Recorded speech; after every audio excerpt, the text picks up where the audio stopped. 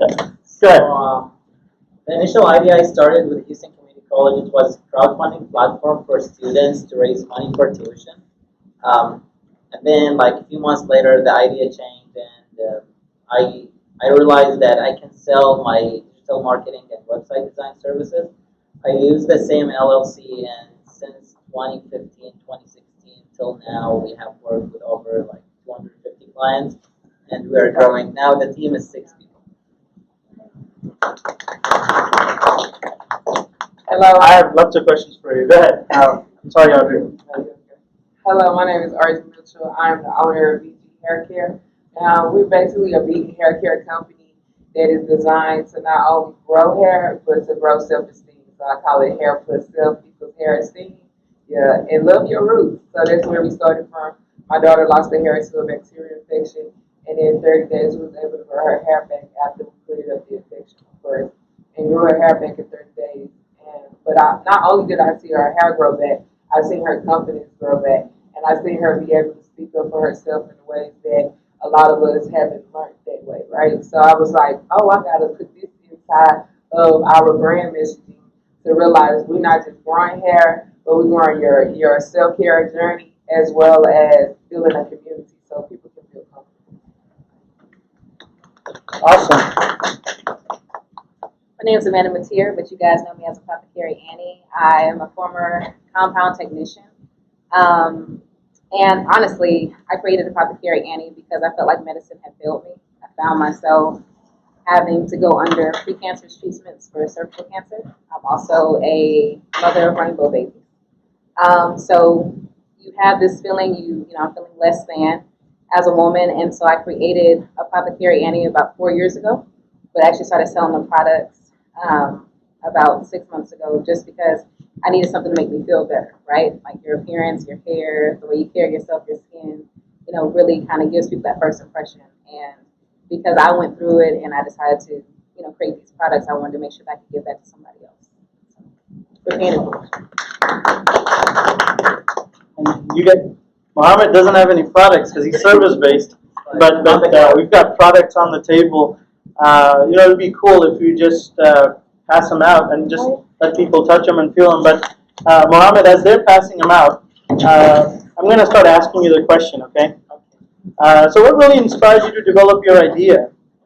So I have a passion of technology, website design, and it was my job actually before I started the competition. I was a website designer, but I didn't feel that I'm gonna start a marketing agency or web design agency or something. Later, Guys, just leave them and then let them pass it. Y'all come back. I have unleashed the networkers in y'all, where y'all like, hey, buy this product. Come back. actually, we need to try one of the products. The one for the hair. Oh yeah. Both of us. We take pre-orders. Any coupons or? I got a discount for y'all. Okay. Oh, you guys are fun. All right, Mohammed, back to you. What inspired you to develop your idea? And So, that was my passion, and then, as I was telling you, but I didn't see myself owning that agency. I always was seeing myself either I have a business in a different industry or a business and like in the tech startup, building the apps, having apps, or working as a web designer or web developer for a company. And then once we built that app, the Fund to Grow, the one to help students to raise money for tuition, people didn't like the app, but at the same time, we started getting orders. People started being interested. Hey, help us with our website. Help us with our marketing strategy. And then from then, we said, okay, let's sell this service and forget about the app. that's awesome. Audrey, what inspired you to start your venture? My daughter, she was inspired me to start my business. Just seeing her pain and realizing as a mom, sometimes you see kids that be in pain, but sometimes there's nothing that you can do. You like, what action can I take? And that's what I decided to do, was create something that was beneficial to her and to help her out. And then it just bloomed into a business that's now ran by our family. So we're not just a black business owners. We're actually Black women, family-owned business. So it's now we are building a legacy. That's awesome. So you took your problem and you found a solution and found a business out of it. That's awesome. Amanda, same question. What's your inspiration? I think I've tried doing my businesses. When I first started here, I was doing a brand development business, and that kind of helped me get through college. But since I've been doing this for so long, just making it for myself because I needed all these products. I saw how happy I was when I was making them, how, at peace it made me to just go and research all these different things. And then I found out my great-grandfather about 100 years ago did the same thing for the people in his community. So it's like, no wonder why I like doing it, And so I think that just inspired me to know that there's someone on the other side that may be going through some of the stuff that I went through, and to kind of give them that, hey, I made it through, and here's how, you know what I mean? So that's kind of what inspired me. Wow. There's a legacy here that gene is already in there. Right. I actually believe that every one of us can be infected by the entrepreneurial virus. You just have to catch it from somebody else, right?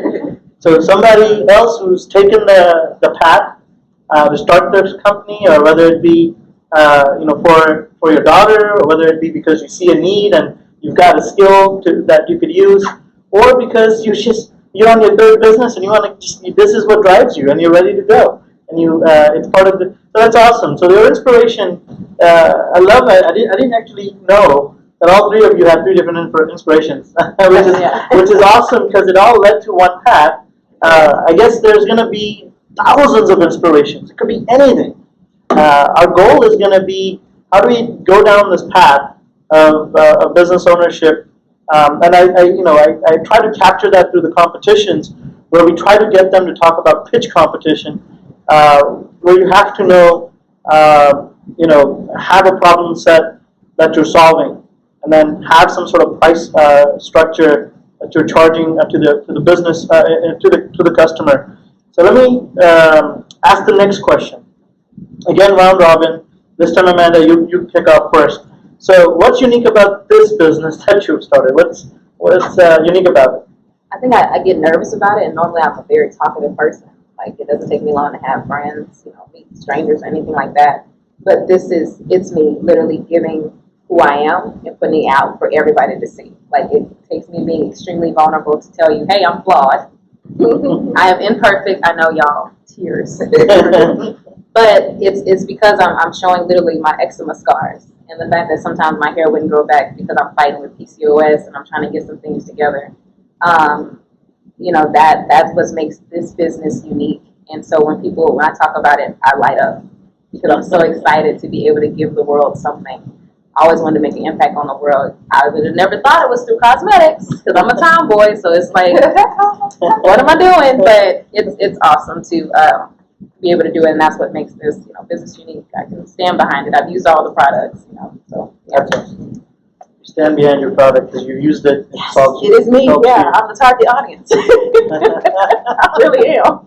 That makes it easier. That's cool. Right. All right, Audrey, what makes your VG hair care unique? I think three things, right? Is the fact that now I'm approaching it of a combination type of way. Bringing the fact of hair loss and self-care and combining it together and creating something that's really haven't been done, and teaching, it's an educational factor that's going on, that's happening with my company. So I'm teaching you about hair, but not only am I teaching you about hair, but I'm teaching you about how to care for yourself. Mm-hmm. So once you start creating a routine, then you'll start creating routines in other areas of your life.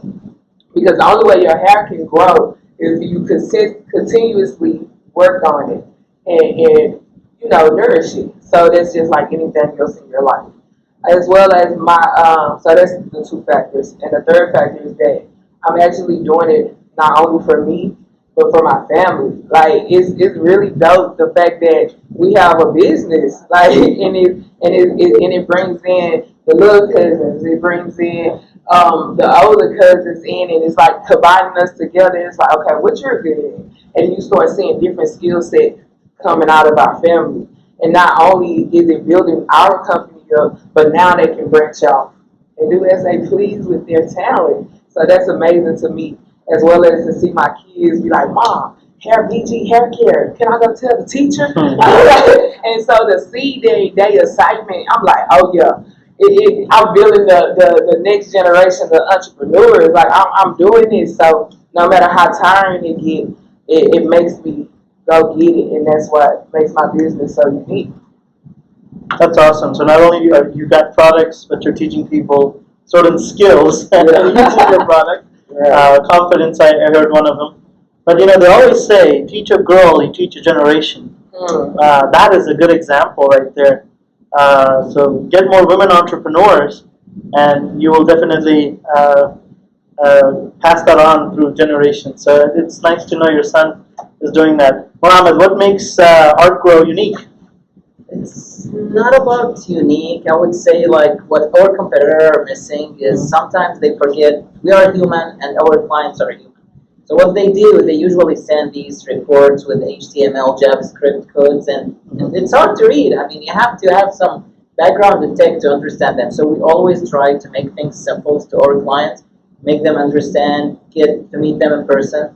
Also, we try to like put ourselves in the client's culture, understand, learn more about them. For example, like 6 months ago, we got a drug rehab as a client. So, I mean, before we got the client, really, I went to read all about the kind of drugs and things. So when I go meet them, I understand what they need. When we build the website, we understand the mentality of the person who needs their service, and then that will help them. Mohammed, that's awesome because you know, a lot of time people say, well, someone else is already doing this business. You know, why do I want to create another Google? Well, you know, Google started at some point to become the Google. Right. As long as you can, Google. huh? Yahoo. Yahoo, exactly. So I like the fact that you're doing it different. You really care about the customer. You spend time understanding what their needs are, and you really craft it. So that makes you a creative entrepreneur, not just a tech entrepreneur. Just so you know the way you answer that. That's awesome. All right, so let's go round robin again. Let's talk about some challenges, right? Because you were students at one point. Oh, I'm sorry, we gotta open up this can. So, Mohammed, we'll start with you. So, give her a little second there. What challenges did you have to overcome in beginning your entrepreneurial journey? As I told you, like I have the passion, but I didn't know how to do it, and like I had 2 jobs at that time. 2 jobs, and I was going to HCC. I used to take like I don't remember how many classes, but yeah. And then I said, okay, I want to start this business, and I was trying to do all these 4 things. And then one day I quit but not immediately, of course. I mean, we started making income. I had some saving, and then at that time I quit the job and I didn't tell anybody. So even I have in Houston, I have my sister and my brother family. I didn't tell them I quit the job. I got home. They called me, "Where are you?" Like at 1 p.m. I told them, "Hey, I'm at the work," but I was at home trying to figure out what to do. And then even you, like because I used to work here. One of the jobs was part-time here at HCC. I didn't tell you. Like 2 months later, I told you. That's why I quit. You didn't quit my job. You quit the. He was a work study, so you quit the other actual job. Man, and I didn't tell them that. I told them, hey, I got another opportunity. But then 3 months later, I went back to them. I told them, hey, I can sell you my service now. And then they bought it. Yeah. Nice. So your challenge was time, is what I heard, because you were juggling so many things. And making decisions. Decisions. Like, I mean, I was trying to get approval from other people to make that decision. People around us supportive, but no one wants to take responsibility. No one will tell you, hey, go do it. Or they might tell you, do it, but be careful. So at the end, it's our decision, and we have to take it. It's awesome. So you overcame that time management as well as prioritization of decisions. Yeah. Important and urgent, Mohammed. Do that first. Sorry, that's a joke. Audrey, what challenges did you overcome in your entrepreneurial journey? Resources. Nice. Yeah, that's the challenge I overcame. When I started BG Hair Care, it wasn't even BG Hair Care. We have went through so many phases to finally land on the one we decided to go with. But resources was definitely a challenge for me because I didn't have nobody around me that did business. So I was like, how we gonna do this? And cause I'm business partnering with my cousin. So I'm calling her, she calling me. We on the phone like, okay, let's research.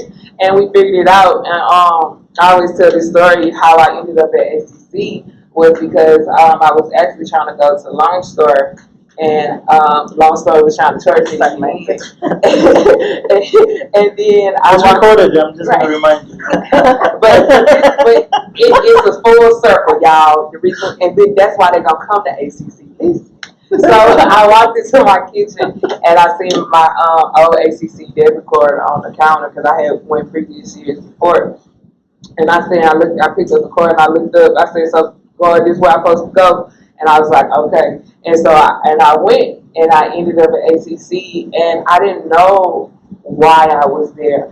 I just knew that's where I was supposed to be. Mm-hmm. And literally it started unwinding. So all the resources that I didn't have started coming to me. I started being placed in areas and even in opportunities like this, and to get the opportunity to talk to people, meet people's mentors, advisors, internships. Like it's been an amazing ride. I've been in rooms with venture capitalists, and I didn't even know what a VC was at first. I'm like, VC? What they do? And so now it's like I got the resources that I need, and I can see my business actually moving in steps that orders, even with the pitch competition. Because I was like, oh, you want to do pitch competition? I was like, and you be on me. And so I was like, okay. So I started doing, I was like, this year is the year I'm going to go do pitch competition. And literally this year I've been in pitch competitions and getting the tools that I need to even know how to finances, like, or to know how to communicate my brain effectively. And all of those good things has been happening. My main challenge was resources. Audrey, that's a good one because entrepreneurs often say, I don't have the money to start. I don't have this, I don't have that. There's like a whole list of things that you don't have. But in reality, you should be focusing on what do you have. Yeah. And then working backwards, this is my goal, this is what I have. And then it's actually called effectuation entrepreneurship. We take what we have and we build with it. And that's where we're going to make it better. But all right, Amanda, what's your challenge? I'm interested that you overcome. Right. Or had to overcome. I think it's just repurposing the different experiences in your life. And I call it repurposing pain, or repurposing heartbreak, or repurposing failures. Because when we lose, it sticks to us, right? Like I can say I'm gonna give you $20, but if I say I'm gonna take $1 from you, you're like, why don't I have this? Like, why would you take from me, right? And so I think with entrepreneurship, it's all glitz and glam, right? Until you find yourself late at night trying to figure out how to pay bills. Trying to get yourself with saying, okay, I gotta start, I can do this, I got this. What if they don't like it? The cosmetic industry is $530 billion industry. You have 67% of that that's doing makeup. The other 33% of that, you have people that are already doing natural hair care products. They've done their research. They have scientists. I'm over here with my dog looking confused in the kitchen. I said, and people don't, they don't understand that it takes that sacrifice. It takes going through the fire. It takes, understanding, okay, this is where I am. This is what I'm capable of doing. The heck with L'Oreal and Maybelline. You're in Walgreens. It's okay. I'm in my kitchen. It's awesome. But yeah, I had to repurpose different things in my life. I think that I was watching something with Steve Jobs, and he was saying that you can connect the dots if you look backwards, but never if you look forward. Like the reason why Apple stands out is because when he dropped out of college, he happened to drop into a calligraphy class, which gave the Macintosh the type of, I think it's the type font or TypeScript that they had. And it's just that you never think little stuff like that, little incremental pieces of growth in your life actually matter. But when you come to entrepreneurship, thank God for my failures. Thank God that there's certain things that just did not work out. Because if they wouldn't have, I wouldn't be at this point. Am I where I want to be? Of course not.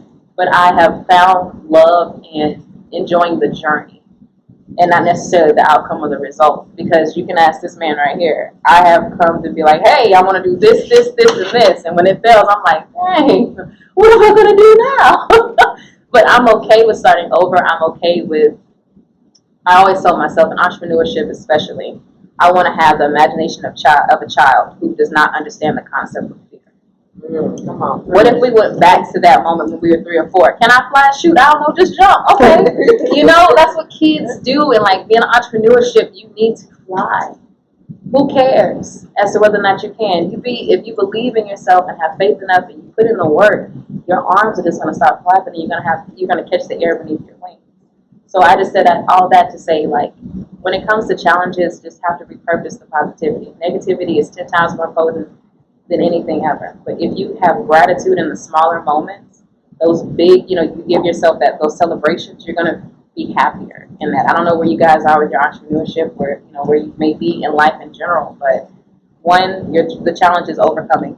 To answer your question, the challenge is overcoming pain, heartache, and repurposing it into something bigger and better. And I feel like that's the biggest challenge. And I think I'm overcoming. I'm overcoming it daily. Let me not get too cocky, but yeah, I'm overcoming it daily. That's awesome. I actually had never considered it that way. But if you think about, all of us are born with 24 hours a day. Whether you have $1 billion in the bank or you have negative 500. All of us have 24 hours a day.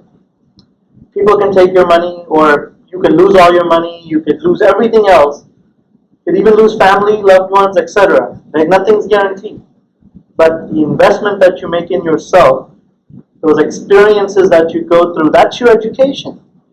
Who says education is only reading off a textbook and remembering, when Abraham Lincoln's birthday was? No offense, I like him. I just don't remember his birthday. Education is all of our collective experiences that you have lived through. And using that to start your company, that's awesome. And then, of course, you're going to learn about small business ownership does require you to learn about finances and time management, team building, leadership skills, networking, marketing. All those things you can learn thanks to YouTube and programs like HCC and anywhere. But you can't learn or get educated on is that entrepreneurial spirit and that mindset. You see, an entrepreneur like you guys, y'all can walk into a cage of lions, but if your attention is on that steak or whatever food, you ignore everything. Exactly. That is the goal. So it can't be taught. And it isn't something that you get from your father or grandfather. It is something that you live through and you're trained to. So I appreciate you sharing this. So I want to be mindful of time. I love to ask more questions, but I want to take a quick poll here. If you have to go for whatever reason, you may. It's 5:05. We're 5 minutes over our time. But I have 2 more questions, and we'll take any questions from y'all, if y'all have any. But feel free but we'll keep going. Yeah, is that okay? Give me a yes or a no. So y'all can leave if you want to. Okay, no worries. You see him sneaking out the side. I knew it. You were ready to go. Y'all can go. Bathroom's over there. Look, I'll give you a freebie. If you want to take a bio break, it's out there. Okay. or pretend the phone call is coming. Just take the phone, put it in your ear, and go. But I think look, the 2 questions I want to ask y'all, and any one of you can answer. Just doesn't have to be round robin. But what advice would you give to someone about being an entrepreneur? And any one of you can answer that one, and then I'll ask the second one. So amongst yourself, who wants to answer that? Okay, go ahead. Okay. I think the advice that I would give entrepreneurs is to scream and to cry. to really feel them emotion, because people don't tell you that entrepreneurship is hard. They make it look like, oh, we can do it, you can do it, be an entrepreneur, you can make money, this and that. But it's times you're not on a regular schedule. So you gotta tell yourself, get out the bed, let's go do this, let's go do that. And the reason why I say scream and cry, because after you finish screaming and you crying, you're gonna feel this passion come. Like, you know what? I'm about to go kill the scene. Like, I'm about to go sell these products. My products are the best product. That's when you start amping yourself up. But if you continue to hold that emotion, because when I first started and people used to tell me no, oh no, I don't want the products. Oh. And I used to be like, dang. Like, I really like put my blood, sweat, and tears in this. I thought y'all was just gonna buy off the shelf. And so I was like, and I took it personally, you know? And I was like, okay, Audrey, we can't take it personally no more. And I was tearful, crying, and I was like, but I'm not gonna stop. Like, I don't have no option. We gonna really make this company into a multi-million-dollar company. We gonna make this company into longevity. And I started speaking life into my company instead of taking it as a death situation. I was like, no, this is what's gonna happen, and this is how I'm gonna move. And I didn't move no other way, you know. But I cried and I screamed and I was frustrated, and I still figured it out, you know. And whatever resources that I was lacking, I created them, and that gave me another skill.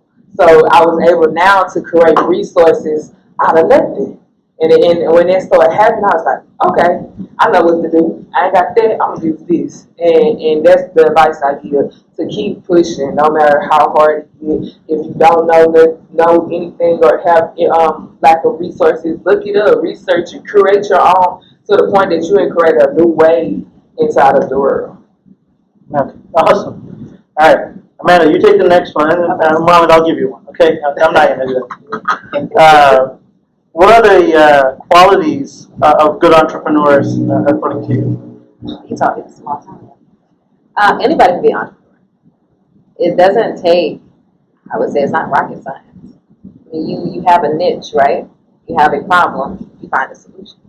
That's entrepreneurship. Entrepreneurship, you know, necessity breeds innovation. I needed something that was going to help me with my skin. I didn't want to feel like a reptile all the time. Like, it just feels weird, and, you know, I love wearing dresses and showing my legs. But, you know, I feel like that is, you find a niche and it works. Anyone can be an entrepreneur. You just have to, one, believe in yourself. That's the quality. You have to understand what is in your wheelhouse. What do you have? Because so often we downplay ourselves. I don't know if it's to make other people feel comfortable around us or whatever the case may be, but it's frowned upon to, you know, brag on yourself and actually show the qualities that you have that are really good. And so you just have to figure out what's in your wheelhouse. What can you create on your own, and what do you need help with? You kind of have to do a self-analysis. Figure out, okay, this is what I know, and then, okay, I may know this, but I need to pass this on to somebody else so that way they can bring this idea into fruition. You need to be able to be vulnerable enough to ask for help. And asking for help doesn't mean that you're weak. It actually means that you're much stronger because you can accept where you lack. And that's not a bad thing. Lacking is not a bad thing. That just gives you more space to fill up in the long run.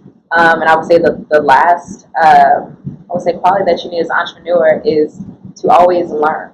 Never feel like you know too much. Never feel that you're too good. Once you become the CEO, that's cool. But at one point, you were the janitor. You were taking out your trash. You were the one that was cooking in the kitchen or do whatever you're doing. You're the one that was staying up late. You've been the marketer. You've been the social person. Like, be okay with being every position in your company just in case you don't have it. Because at some point, like, you're going to have to relate to your customers once you're a multi-million-dollar business. So, you know, I think that's just my advice. I feel like it was all over the place. But, like, those are just the different qualities that you need to have. Because I just don't want anyone here to think that it's not for you. It's definitely for everybody. You just have to figure out what lane that you want to be in and go from there. Even if you're just the idea. Some people are think tanks. Some people can give you a great idea, but that's it.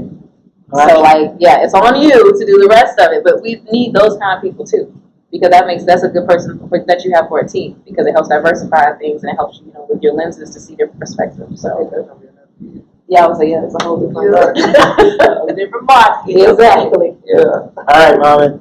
So, what are you working on now, and what are you looking forward to in Houston with your company? What's next? So, right now we are taking some e-commerce clients, and one of our clients reached around, the last 2 years, they reached 2.5 million revenue, their sales. So, we are helping with that, focusing on that. And also, we are getting clients from outside of Houston, running some ads outside of Houston, meeting people somewhere else. So it's good to expand, and also at the same time, sometimes we need to slow down. It's not about like getting more clients; it's about taking care of all the current clients. So it's like doing around the client this or what's next? Just like grow the team, get more people, and that's another headache. Yeah, it's headache. Managing people is tough, yeah. But that's awesome. So, the cool thing about this is you got two potential e-commerce clients right here. But it is about entrepreneurs, teaching entrepreneurship to aspiring entrepreneurs. I think it's so important that you don't just put, no offense to business faculty, but I don't think entrepreneurship has to breed in business or business school. I think cosmetology, fashion, computer science, IT, every one of these programs at any community college or any university should teach these skills about entrepreneurship, and I call them entrepreneurship education, help students build entrepreneurial intent, because even if they don't start a business, you'll end up with great civic-minded students who care about others, who solve their problems for others, and they profit from that process themselves, whether through money or through self motivation and so many cool things you guys have shared. I'm just inspired. So all I ask for the audience and those on the live stream is just go find the next closest college that there is. Either become a mentor to a potential student entrepreneur, become an investor by buying the product or services, or go become part of a team of a startup. America is all about, the reason this country is great is because of the opportunity, and someone once said that if you're not working on your dreams, you're working on somebody else's. America is a great country, the best country in the world to start your small business and grow it and have generational wealth that you can pass on to your kids, because otherwise, you're going to miss out on the opportunity because you're in the best country to do that. So leverage it, and I'm so glad that y'all share your stories, and please do reach out to them, please do support them, and if you have any questions, y'all can ask, and we'll wrap up the live stream. So